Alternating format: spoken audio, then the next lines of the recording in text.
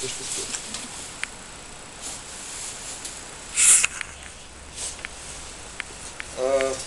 Що се отнася до моята лична мотивация, и с това искам да започна вече нашата дискусия,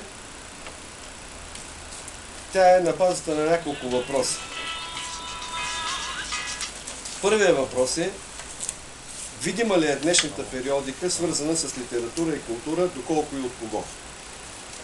Второ, защо липсва сериозен професионален дебат за специфичната продукция на това медийно тържище? Каква политика водят отделните издания, в това число и неспециализираните издания? Какво внимание заслужават електронните медии и сайтове? И особено ме вълнуваше въпроса за